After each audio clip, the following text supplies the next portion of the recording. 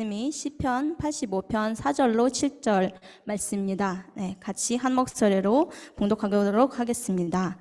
우리 구원의 하나님이여, 우리를 돌이키시고 우리에게 향하신 주의 분노를 거두소서. 주께서 우리에게 영원히 노하시며 대대에 진노하시겠나이까. 주께서 우리를 다시 살리사 주의 백성이 주를 기뻐하도록 하지 아니시겠나이까. 여호와여, 주의 인자하심을 우리에게 보이시며 주의 구원을 우리에게 주소서. 아멘. 오늘 이제 여러분과 함께 해서 하나님께 감사드리고 우리 잠시 기도함으로 말씀을 같이 나누도록 하겠습니다. 하나님 아버지, 이 시간 우리 가운데 함께 하심을 감사를 드립니다. 우리를 향한 아버지의 마음을 깨닫게 하시고 당신의 말씀에 우리가 참으로 진실되게 하여 주시옵소서. 감사하며 예수 그리스도 이름으로 기도를 드립니다. 아멘. 아멘. 저는 1996년에 영국으로 유학을 갔습니다. 1996년에 갔고 97년도에 영국의 신학교에 입학을 하게 됐어요. 근데 영국은 학기가 9월 달부터 시작이 되죠. 그래서 제가 97년도 9월 달에 신학기 입학을 하게 됐는데 1997년도 12월 달에 대한민국이 국가 부도의 위기에 처하는 IMF에 자금을 받는 초유의 사태가 발생을 했습니다. 영국 신문에서는 마치 대한민국이 당장이라도 망할 것 같은 그런 뉴스가 매일매일 나오기 시작했고, 영국에는 그 당시 대부분이 유학생 아니면 주재원이었습니다. 그래서 많은 주재원들과 유학생들이 기국으로 한국으로 돌아갈 수밖에 없었어요. 왜냐하면 환율이 3배 가까이 뛰기 때문에 아무리 많은 돈을 한국에서 송금을 해줘도 그 금액으로는 학비조차 낼 수 없는 상황이었습니다. 제 자신도 여러 가지 고민을 했지만 저는 그때 그렇게 생각을 했습니다. 제가 다시 한국을 돌아가게 된다면, 이 어려운 상황 가운데 한국을 돌아가게 된다면 다시는 나오지 못할 것이라는 생각 가운데 어떻게든 여기서 버텨야 된다는 생각을 하게 됐어요. 감사하게도 그 당시에 많은 영국의 대학에서 한국에서 온 학생들에게 학비를 면제를 해준다든지 아니면 학비의 50%를 이렇게 삭감해 주는 일들을 하게 됐습니다. 그래서 저도 학비의 대부분을 지원을 받았는데, 문제는 우리가 학비가 지원을 받는다고 해서 우리가 살 수 있는 게 아니죠. 먹고 살아야 되니까. 그래서 정말 아침부터 오후까지 학교 끝나면 집에 와서 잠시 쉬었다가 새벽까지 가서 일을 하고 또 몇 시간 눈을 붙이고 다시 학교로 가는 그런 생활이 반복이 됐습니다.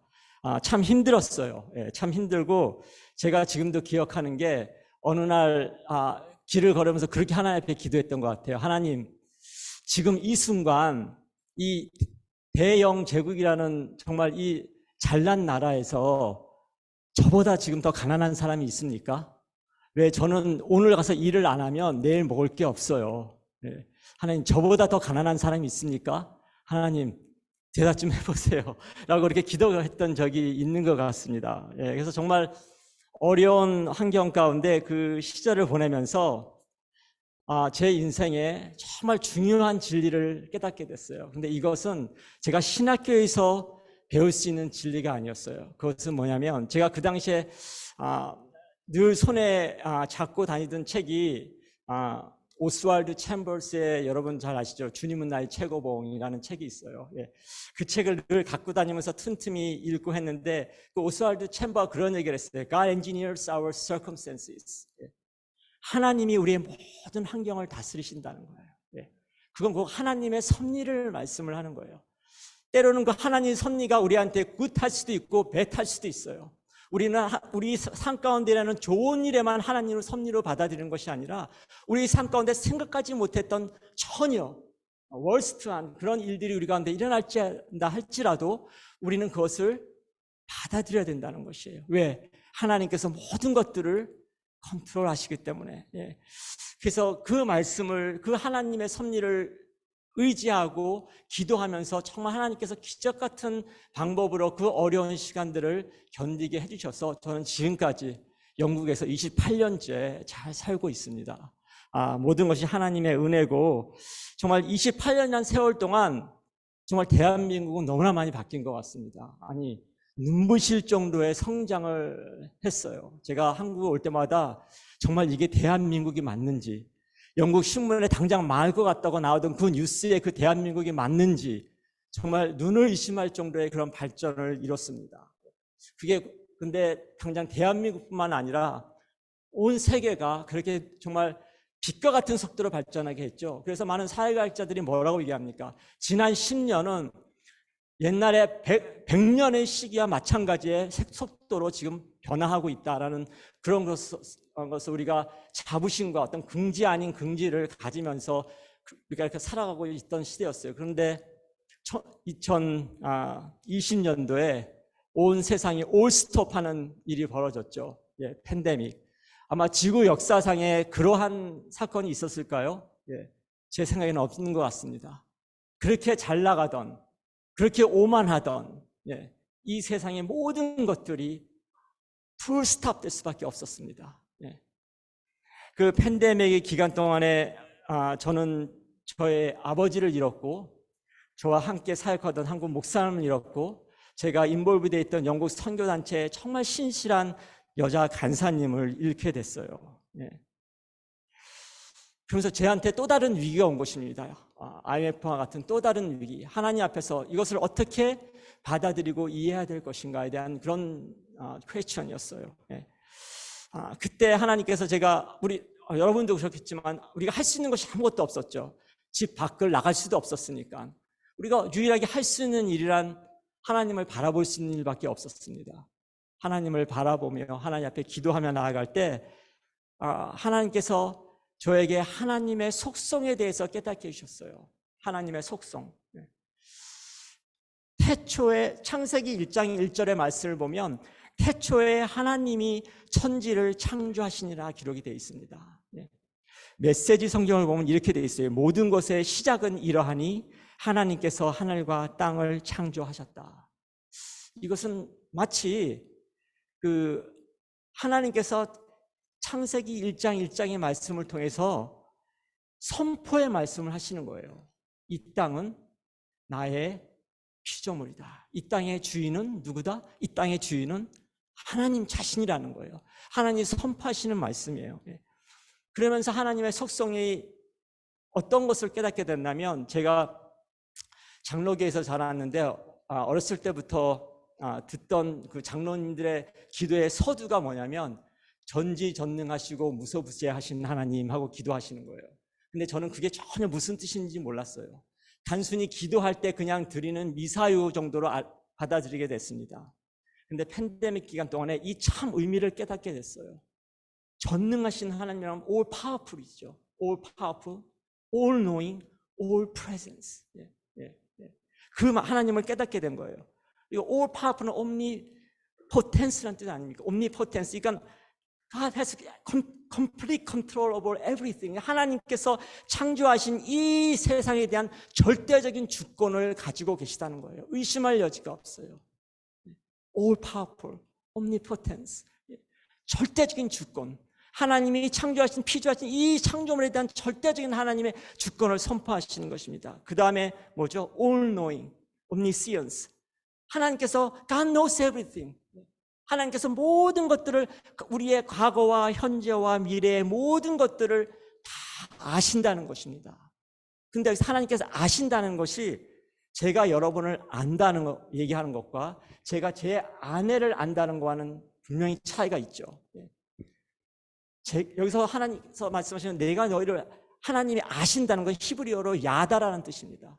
그래서 제가 저의 아내를 안다는 뜻이에요. 그 정도로 하나님께서 우리 머리칼 하나까지 카운트하시는 그 하나님, 우리의 모든 것들을 다 알고 계신다는 것입니다. 그리고 마지막이 omnipresence. 하나님께서 창조하신 이 모든 세계 가운데 place and time, 하나님께서 모든 것에 present 하신다는 거죠. 하나님이 모든 것에 충만하게 계신다는 것입니다. 그것은 하나님께서 지금 이 자리에 우리와 함께 계시다는 것입니다. 여러분 믿으십니까? 살아계신 하나님이 지금 이 자리에 함께 계셔요. 그리고 부족한 자를 통해서 말씀하고 계시고 여러분 하나님의 말씀을 듣고 계십니다. 하나님이 모든 선과 악이 진행되는 모든 가운데 프레젠하시는 거예요. 어느 것도 하나님의 프레젠스 가운데, 하나님 임재 가운데 하이드할 수 있는 것은 아무것도 없다는 것입니다.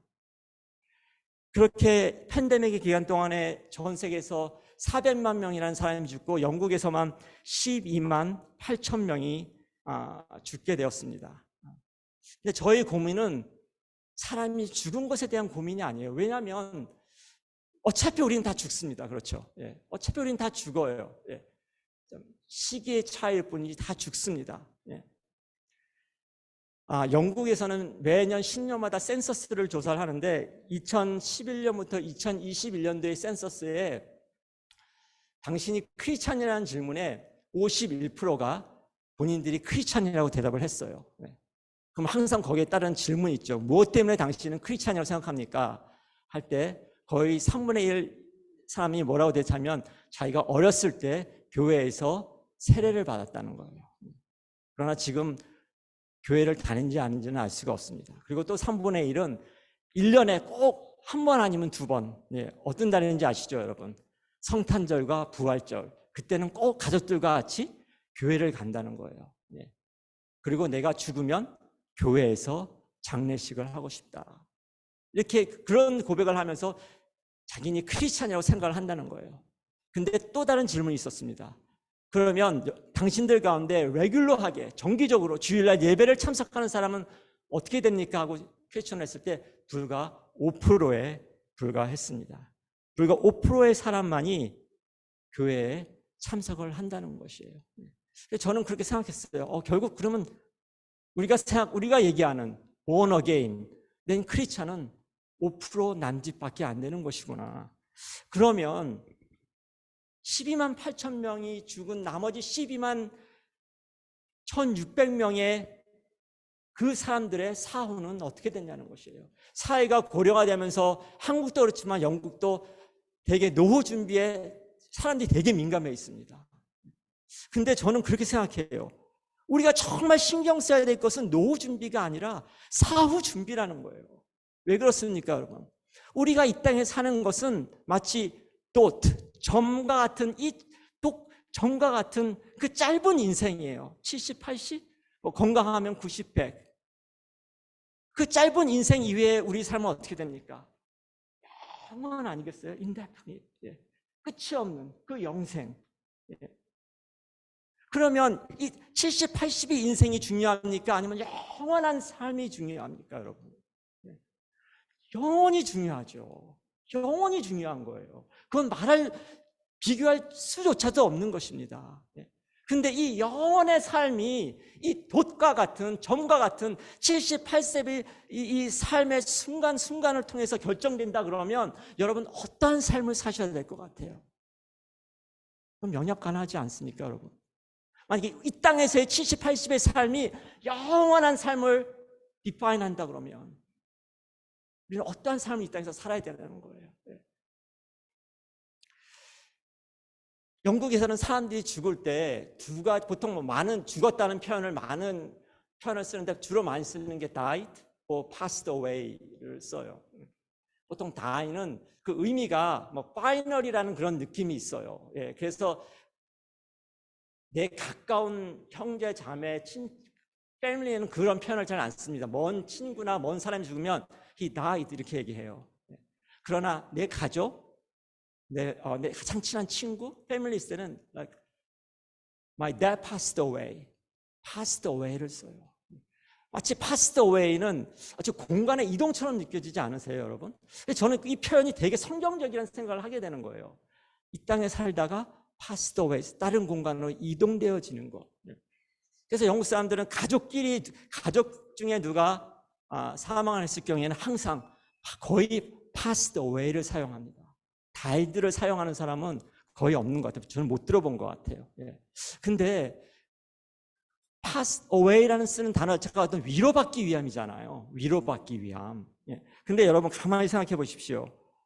어떻게 보면 이것은 더 무서운 표현이에요.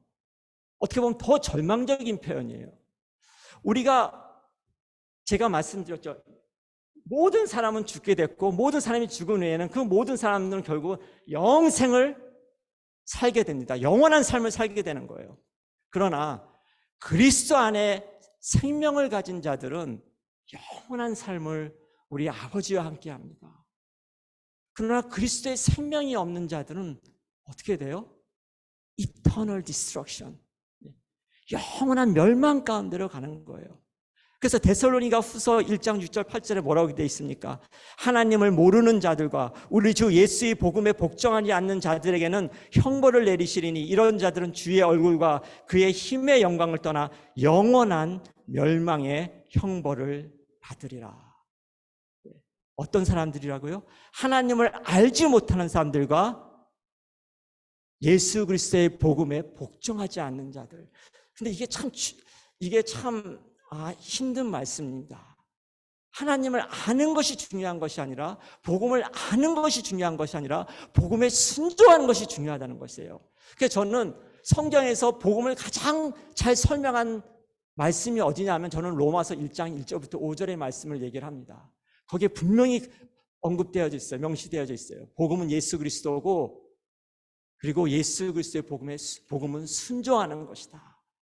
복음을 듣는 자, 복음을 아는 자, about gospel이 아닌, 왜냐하면 복음을 들으면서도 우리의 삶이 변하지 않고 복음을 들으면서도 우리의 옛 성품과 재대약된 성품으로 살아가는 사람이 너무나 많단 말이에요.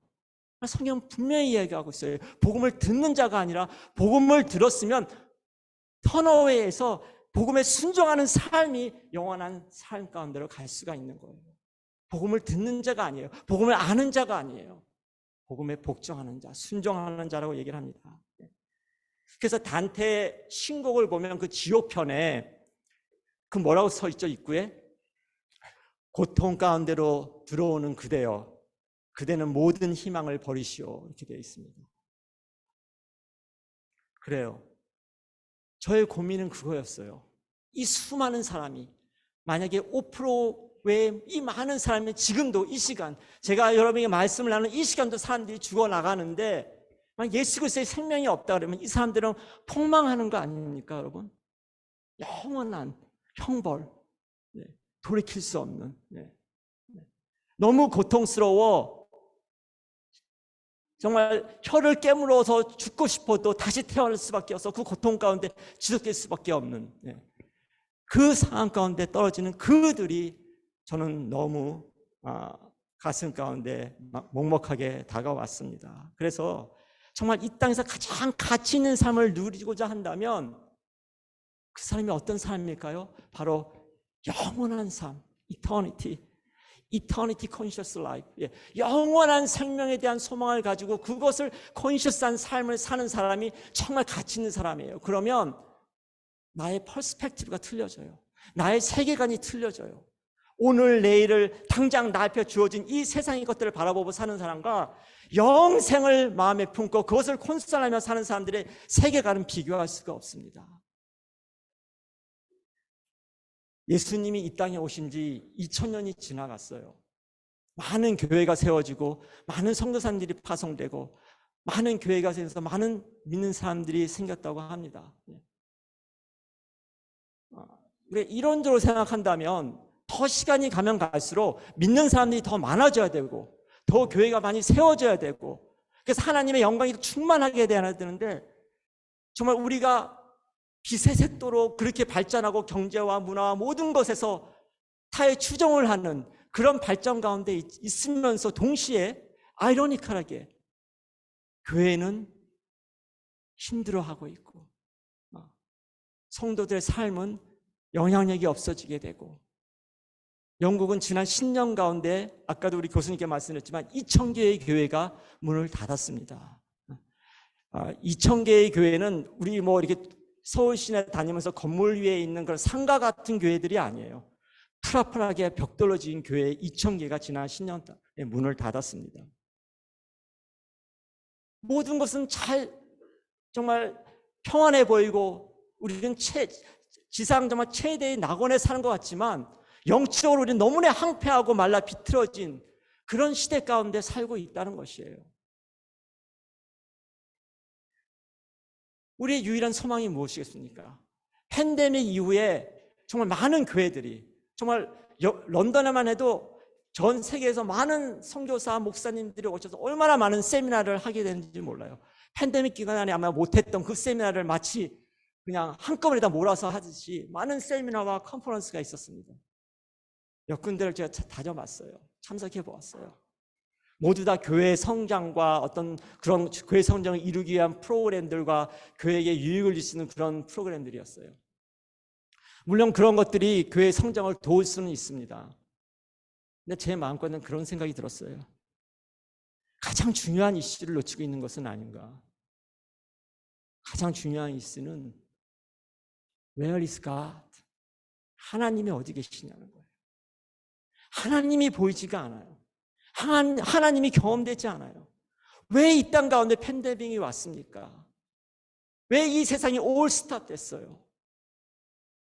분명히 말씀드렸죠, 제가. 네. 하나님의 섭리, 하나님의 주권, 네. 어느 것도 하나님의 주권과 섭리 가운데 벗어나는 것은 없습니다. 근데 우리들 가운데 하나님이 보이지 않고 하나님이 경험되지 않아요. 우리의 문제는 어떤 정부나 어떤 교육제도나 어떤 경제적인 문제가 우리의 문제가 아니라고 저는 생각합니다.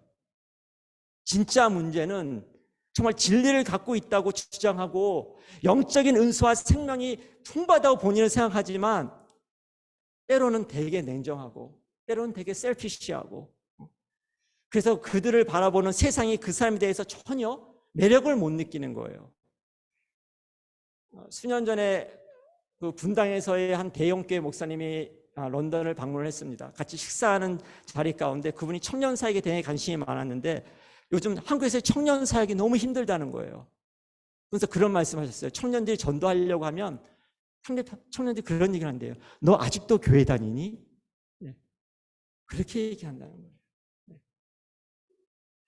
이런 모든 작금에 일어나는 일들을 보면서 하나님이 제 마음에 주신 것이 뭐냐면 이 문제의 솔루션은 바로 부흥이라는 것입니다.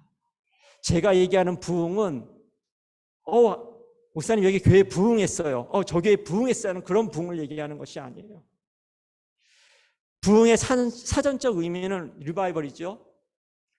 쇠퇴하였던 것이 다시 일어나는 것이에요. 다시 일어나게 하는 것입니다. 회복하는 것이에요. 소생하는 것이에요. 그래서 무엇인가 리바이브 했다 그러면 현재의 삶의 생명이 회복되어지는 것을 얘기하는 거지 교회의 숫자가 늘어나는 것이 아닙니다. 그러면 무엇으로부터 회복이 되어야 될까요? 삶의 열정이 식어지고 있는 것, 거의 정체되어져 있는 삶. 정체되어 있다는 것은 성장하지 않는 거고 성장하지 않는다는 것은 죽은 것을 의미합니다. 그래서 요한계시록 3장 1절에 이렇게 기록되고 있어요. 4대 교회의 사자에게 편지하라. 내가 내 행위를 아노니 내가 살았다 하는 이름은 가졌으나 죽은 자로다. 원래 4대라는 의미 자체가 그 이름의 뜻이 새롭다는 것입니다. 새롭다는 것이에요. 뭔가 새롭게 살아있는 것을 말씀합니다. 그러니까 내 이름이 새롭다, 살아있다 그렇게 되어 있지만 실제로 너는 죽은 자의 모습과 다름없다는 것입니다. 영적으로 그 모습을 들여다보면 깊은 잠에 들어서 마치 죽은 것과 다름이 없는 그런 상태가 되고 있다는 것을 지적하고 있는 것이에요. 그래서 부흥은 이렇게 오랜 기간 성장하지 못하고 정체되어 있는 생명을 깨워서 다시 한번 충만한 삶 가운데를 회복시키는 것을 얘기하는 것입니다. 부흥, 결국 하나님이 다시 오시는 것이에요. 부흥, 하나님이 다시금 우리를 찾아오시는 것입니다. 살아계신 하나님의 임재가 우리 가운데 경험되어지고 느껴지는 거예요. 하나님이 지금 내 자신과 여러분 자신과 관계하고 계심을 온몸으로 느끼는 것입니다. 더 이상 하나님을 하늘에 계신 분이라고 얘기하지 마세요.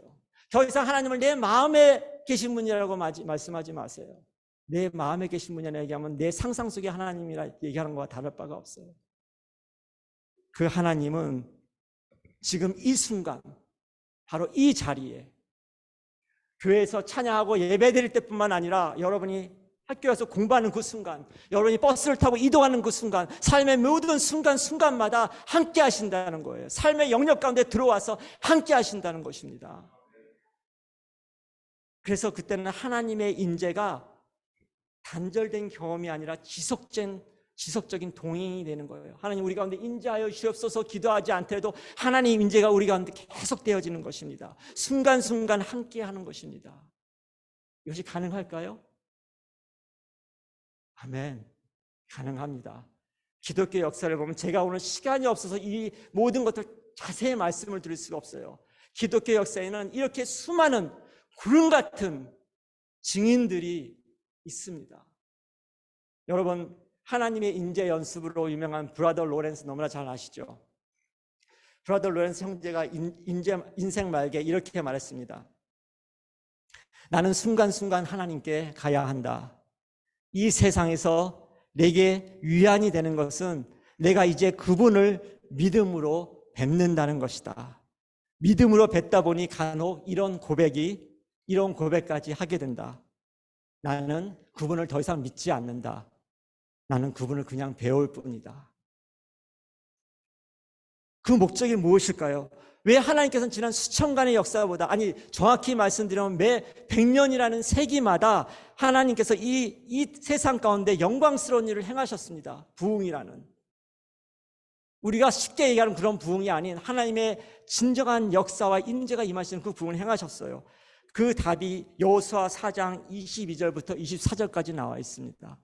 여호수아 4장 22절에서 이 4절의 말씀을 보면, 너희 하나님 여호와께서 요단물을 너희 앞에 마르게 하사 너희를 건너게 하신 것 같이 너희 하나님 여호와께서 우리 앞에 홍해를 말리시고 우리를 건너게 하신 것 같았나니, 24절, 이는 땅의 모든 백성에게 여호와의 손이 강하신 것을 알게 하며 너희가 너희 하나님 여호와를 항상 경외하게 하려 하십니다. 이것이 주된 이유입니다. 오직 여호와 하나님을 경외하게 하는 것, 오직 여호와 하나님의 영광만을 구하는 것. 부흥은 우리가 무엇을 경험하고자, 우리가 어떤 소위 우리 영적인 유익을 추구하고자 구하는 것이 아니에요. 그동안 우리는 너무나 많은 시간들을 우리 자신을 위해서 쏟아부은 것이 너무나 많은 것 같습니다. 부흥이 임하면 더 이상 나를 찾지 않아요. 우리는 그동안 너무나 많은 시간들 I, my, me, myself, 철저하게 내 중심의 삶과 신앙생활을 했던 것 같습니다. 여러분 잘 아시는 심리학자 칼 융은 분석 심리학에서 사람은 누구나 자기만의 페르소나를 가지고 있다고 얘기해요. 페르소나 뭐예요? 가면이죠. 인정받고자 하는 겉모습, 세상을 향한 나의 얼굴. 여러분은 어떠세요? 여러분은 많이 인정받고 계시지 않으신가요? 그럼에도 더 인정받기를 원하는 것이 나의 페르소나예요. 이것은 끝이 없어요. 근데 칼 융은 이것을 부정적으로만 얘기하지는 않았어요. 어쩌면 이런 페르소나는 이 세상에서 존재하기 위한 반드시 표현되어야만 한 나의 어떤 존재의 표현이라는 것이에요. 그래서 세상에서 강조하는 것이 무엇입니까? 자기 실현, 자기 개발.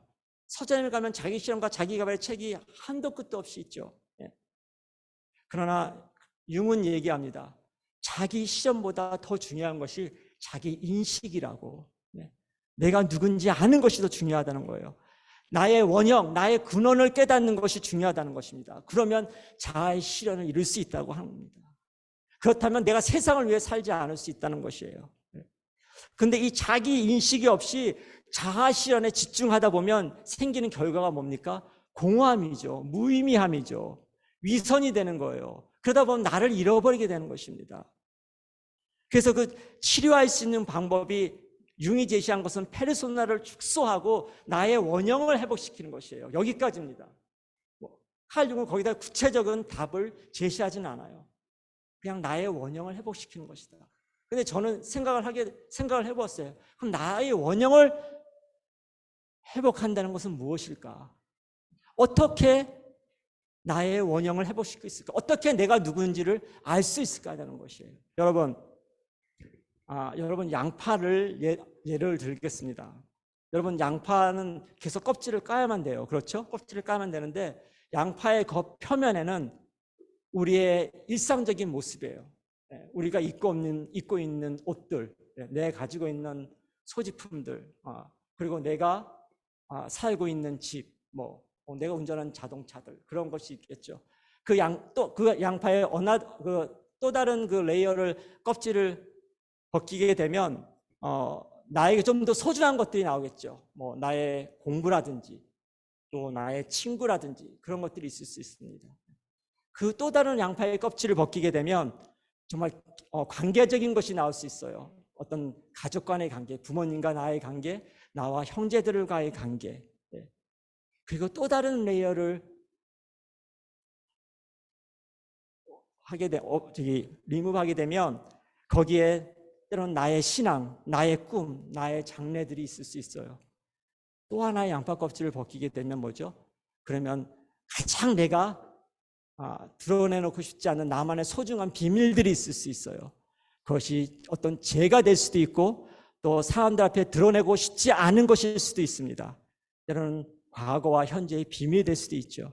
그런 모든 일련의 모든 껍질들을 다 벗기고 난 맨 마지막, 더 이상 irreducible 할 수 있는, 더 이상 벗길 것이 없는 마지막 남은 그게 누구냐는 거예요. Real you. 당신은 누구냐는 것입니다. 바로 그것은 우리의 정체성이죠. 바로 그리스도와 연합된 자. 저와 여러분 그렇게 그리스도와 연합된 자예요. United with Christ. In Christ. 그리스도와 하나 된 자, 연합된 자. 그것이 우리의 정체성이에요. 이것이 회복되어져야 되는 거예요. 이것이 우리의 가장 중요한 정체성이고 이것이 회복되어야 된다는 것입니다. 십자가에 죽으시고 부활하신 예수 그리스도와 연합된 나.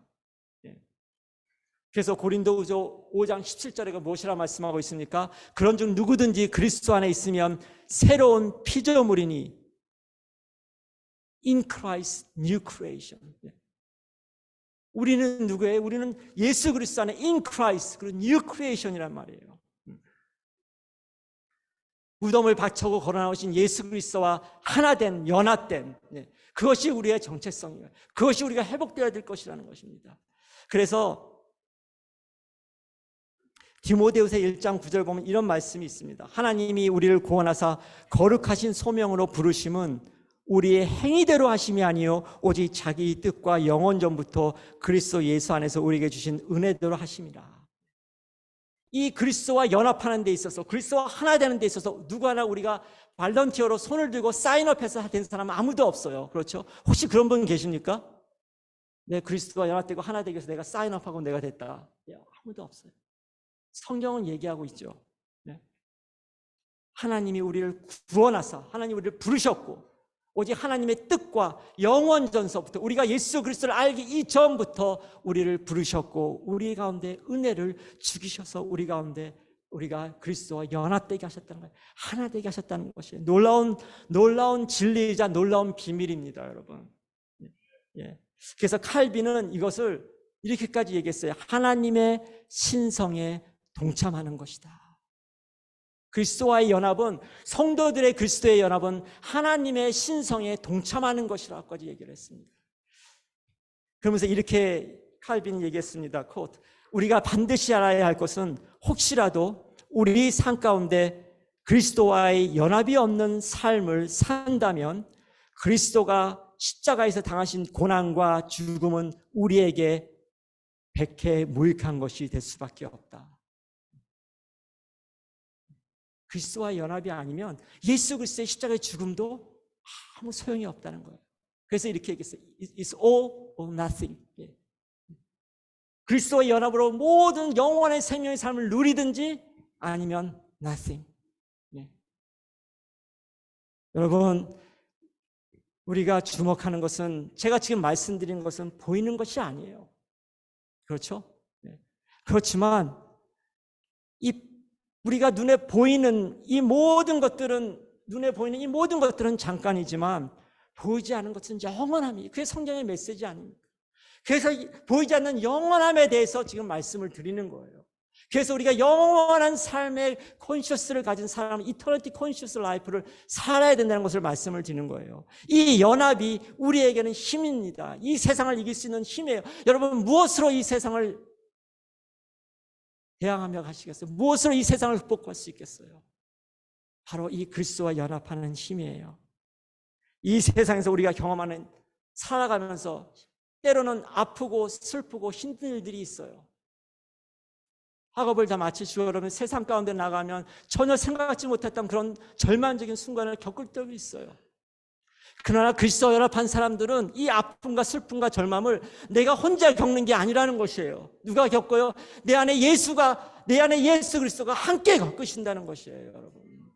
그것이 우리에게 힘이에요. 그것이 우리에게 위로예요. 이것보다 더 큰 위로가 어디에 있습니까? 오늘도 나를 이 세상이 누구와도 비교할 수 없는 가장 소중하고 존귀한 자로 바라보시는 하나님. 그래서 더 이상 세상을 향한 페르소나 가면을 벗어버리고 예수 그리스도 안에서 나의 삶을 찾아 진정한 자아의 회복으로 말미암아 그리스도와 연합된 삶을 살기를 원하시는 하나님. 정말 그런 삶을 살아갈 수 있다면 그것이 우리가 이 땅에서 정말 작은 천국의 삶을 사는 것이 아니겠습니까, 여러분? 정말 unspeakable joy가 어디서 나와요? 정말 말할 수 없는, 형언할 수 없는 그 기쁨이 어디서 나오겠습니까?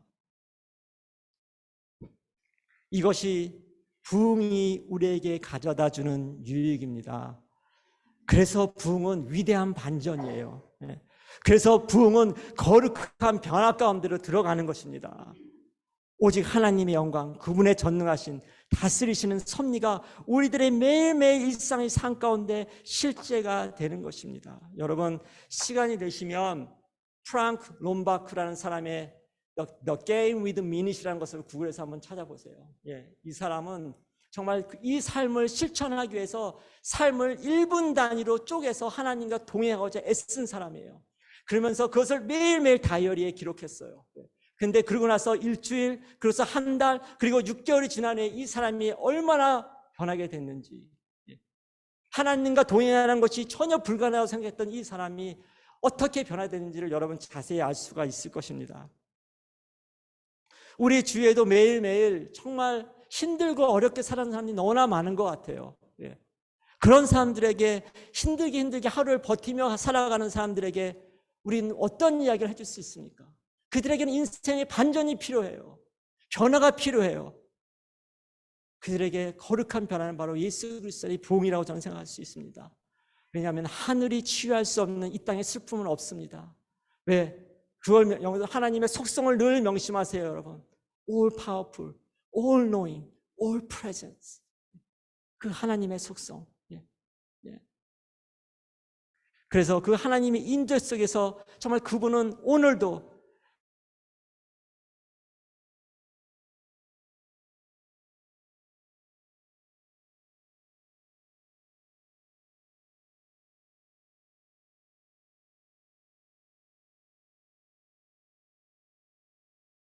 그 하나님을 우리 삶 가운데 모셔서 그 하나님과 동행할 수 있는 그런 삶을 살아가기를 주님이 원하신다는 거예요. 그런데 이것이 쉽지만은 않죠. 영국의 영적인 현실은 부흥이 수차례 지나간 민족입니다. 어떤 사람은 그렇게 표현해요. 영국은 생각하면 영국을 대표하는 것이 잔디밭입니다. 영국은 1년 내내 잔디가 시들지가 않습니다. 그 시들지 않는 잔디에 부흥의 불이 지나서 남은 것은 시꺼멓게 타고 남은 잔디밭밖에 없어요. 어떻게 그 땅을 다시 부흥 가운데 있을 수 있겠습니까? 어떻게 다 타고 제밖에 남지 않은 그 땅이 하나님 앞에 회복되어질 수 있겠습니까? 그것은 오직 하나님의 절대적인 주권 가운데 능력 외에는 방법이 없습니다. 그래서 오늘 시편 기자의 기도가 더욱더 우리의 마음에 사무치는 것입니다. 회복하시옵소서. Restore us again. Restore us again. O God our Savior. 하나님 우리를 회복하여 주시옵소서. 회복하여 주시옵소서. 본 시편은 이 바벨론 포로에서 유다로 돌아온 시인이 황폐해진 유다의 현장을 목격하면서 과거에 하나님께서 베푸신 은혜를 기억하면서 다시 한번 황폐해진 이 땅이 하나님 앞에 회복시켜달라고 기도하는 것이에요. 우리를 돌이키소서. 긍휼히 하나님께서 이스라엘 백성을 다시 찾아오시기를 간절히 간구하시는 것입니다. 곧 회복시키셔서 주님이 직접 하나님이 이 땅 가운데 찾아오시옵소서 하는 것이 부흥이십니다. 근데 조건이 있어요. 조건은 우리에게 향하신 주의 분노를 거두어 달라는 것입니다. 죄를 거두어 달라는 것이에요. 죄는 무엇입니까, 여러분? 여기서의 죄는 도덕적인 죄를 내지 않아요. 죄의 어원은 화살이 관역을 해서 쐈을 때 그 화살이 관역을 비껴나가는 것을 죄라고 얘기를 합니다. 하나님으로부터 벗어난 것, 그것이 가장 큰 죄예요. 구약 성경을 읽어보십시오, 여러분. 하나님의 심판이 가장 심했을 때가 언제냐면 우리 인간적인 관계, 도덕적인 관계는 아니에요. 하나님으로부터 벗어났을 때, 하나님으로 떨어났을 때가 가장 극심한 죄입니다. 그래서 정말 우리의 인생의 가장 큰 위험은 더 이상 하나님을 의지하지 않게 되면서 우리의 눈이 주를 향하지 않게 될 때가 우리의 인생의 가장 큰 위협이에요. 그래서 우리 삶 가운데 그 무엇이든지 간에 우리의 시야를 하나님으로부터 떨어지게 만드는 그런 모든 것으로부터 우리는 경계해야 될 것입니다. 그래서 우리가 주어진 현실의 삶에서 열심히 학업을 성취하고 열심히 일하고 그러면서 우리가 더 이상 분리되어진 신앙생활을 하지 않는 것이 부흥이라면 하나님이 우리가 함께 하시고 하나님 우리를 다스리십니다. 우리는 이런 것을 제가 지금 여러분에게 말씀드린 것은 새로운 것을 말씀드리는 것이 아니에요. 여러분이 기도를 통해서 말씀을 통해서 여러 번 수차례 이 말씀을 들었을 것이에요. 그럼에도 불구하고 다시 한번 제가 여러분에게 말씀드린 것은 이 사실이 정말 분명히 느껴져서 여러분이 여기서 힘을 얻기를 원하는 것입니다. 무엇보다 하나님의 영광과 거룩하심이에요. 다시 한번 말씀드리지만 부흥은 우리 개인의 유익이 아닌 하나님의 영광과 거룩하심입니다. 여러분 성경을 읽다가 여러분 갑자기 입을 손에 대면서 화로다 말한 것처럼 하나님의 인재를 깨달은 적이 있습니까?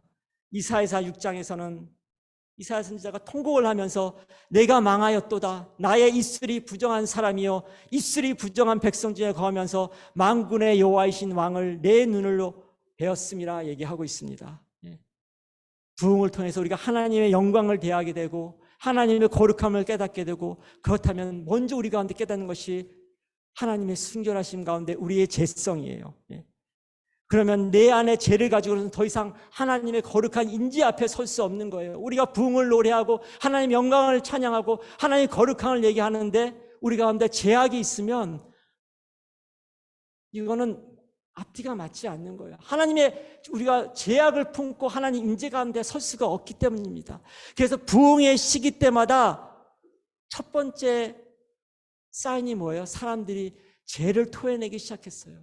죄를 고백하기 시작했어요. 결과적으로 죄와 세상의 무가치함에 대한 인식을 하게 되는 것입니다. 그 전까지는 이것이 죄가 죄로 여겨지지 않았는데 주의 부흥이 임하고 주의 영광이 임하면서 그것이 너무나 명확하게 죄로 다가오고 그렇게 내가 아끼고 소중했던 세상의 것들이 나에게 너무나 무가치하게 다가오게 되는 것입니다.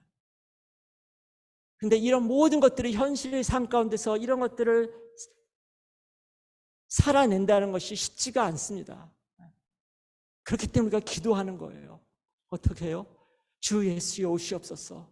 주여 오시옵소서. 우리를 도우시옵소서. 우리를 회복하여 주시옵소서. 우리의 힘으로는 아무것도 할 수 없사오니 주여 우리를 회복하여 주시옵소서. 부흥, 그것은 이 땅의 교회에 일어날 수 있는 가장 아름다운 일이라고 저는 생각합니다. 이 땅의 교회 가운데 우리에게 가장 필요한 것이 저는 부흥이라고 생각합니다.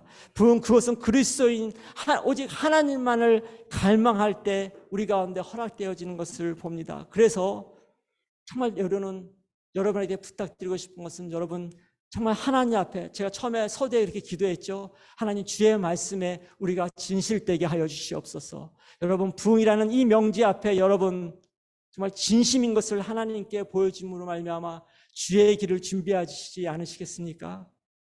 하나님은 아무것도 하지 않는 사람들을 위해서는 아무것도 하지 않으십니다. 야고보 4장 2절에 말씀하셨죠. 당신이 구하지 않기 때문에 갖지 못한다고. 우리에게 지금 가장 필요한 것이 무엇이겠습니까? 우리에게 많은 필요한 것들이 있습니다. 그러나 가장 필요한 것이 무엇이겠습니까? 저는 부흥이라고 생각합니다. 부흥은 언제나 하나님과 내 자신의 개인적인 만남에서부터 시작이 됩니다. 내 자신이 먼저 부흥되지 않으면 우리는 부흥에 쓰임받을 수가 없습니다. 부흥은 절대 어떤 공식을 통해서 오는 것이 아니에요. 어떤 사람이 부흥을 통했다고 경험했다 해서 그 사람의 부흥이 나한테 동일하게 적용되는 것이 아닙니다. 부흥은 어떤 규범이 아닙니다. 부흥의 규범을 만들어서도 안 됩니다. 그것은 하나님을 속박하는 거고 하나님의 역사를 가둬두는 것과 다른 것이에요. 하나님은 수백, 수천 가지의 방법으로 개인의 눈높이에 맞는 부흥을 그 사람이 갈망하는 정도에 따라 하나님 허락하십니다. 부흥의 시대에 찾고 있던 사람들은 그 경험 이상으로 하나님의 영광과 그 하나님의 거룩함을 구하였고 어떤 그들의 삶 가운데 유익과 은사를 구하지 않았다고 말씀을 드렸습니다. 오직 하나님의 거룩함만을 원했고 오직 하나님의 그 임재만을 원했던 것입니다. 그래서 이 두 가지를 이루기 위해서 그들은 모든 것을 희생할 것을 준비가 되어 있던 사람들이 바로 부흥의 시대에 하나님께 쓰임받았던 사람임을 우리는 알 수가 있습니다. 우리는 성경을 보더라도 아브라함과 언약을 맺으신 하나님, 베델에 나타나신 야곱의 꿈에 나타나신 하나님, 모세의 불꽃 가운데 임재하신 하나님, 여리고라는 큰 성을 앞둔 여호수아께 나타나신 하나님, 성막 안에 나타나 임재하신 사무엘 가운데 사무엘까지 임재하신 하나님, 그리고 성전 안에 이사야, 이 모든 삶들의 그리고 기독교 역사 가운데 모든 증인들의 삶의 공통점은 그들에게 창조주 하나님의 거룩하심과 주권을 하나님께서 확신시켜 주셨다는 것입니다. 그러므로 여러분 정말 이들이 두려워했던 것은 하나님의 임재에 대한 감각을 잃어버리고 우리 자신을 위해 하나님의 영광을 훔치지 않을까 하는 것이 이들에게 가장 두려운 일이었어요. 우리의 기도를 들으시는 하나님, 그 하나님은 어제나 오늘이나 영원토록 동일하신 분이며 성경의 역사에 행하셨던 일들을 지금도 행하실 수 있는 하나님을 믿습니다. 영국에 가면 킹스 칼리지라는 유명한 대학이 있습니다. 킹스 칼리지 신학교 교수가 이런 이야기를 했어요. 나는 더 이상 하나님을 믿지 않는다. 그런 신학교에서 신학을 가르치는 교수입니다. 하나님을 믿지 않는다는 것이에요. 그래서 그게 무슨 말이냐 물었더니 하나님의 존재를 부인하는 것이 아니라 성경에서 역사하셨던 하나님이 오늘날은 더 이상 역사하지 않는다는 것이에요. 그래서 그 사람은 하나님의 말씀을 아카데믹으로 가르칩니다. 더 이상 성경의 하나님은 지금 이 순간 21세기를 사는 우리 가운데 AI 시대에 역사하는 하나님이 아니라는 것이에요. 여러분 그렇습니까? 그래서 우리가 하나님 앞에 더 기도해야 되는 것입니다. 주 예수여 오시옵소서. 우리를 회복하여 주시옵소서. 우리를 치유하여 주시옵소서. 우리는 그리스도와 연합된 자입니다. 우리는 그리스도와 하나 된 자입니다. 하나님 우리를 회복하여 주시옵소서. 우리 기도하겠습니다. 제가 이 시간 잠깐 기도할 텐데 제 기도는 18세기에 미국 부흥을 이끌었던 조나단 에드워드의 기도문을 여러분 앞에 읽어드리면서 기도로 대신하겠습니다. 오 긍휼의 하나님, 원하건대 주는 하늘을 가르고 내려오시사 우리를 돌이키시고 우리에게 향하신 주의 분노를 거두시고 우리에게 주의 부흥을 허락하시어 우리를 다시 살려 주시옵소서. 우리가 이제는 주의 영광과 거룩함만을 사모하게 하옵소서.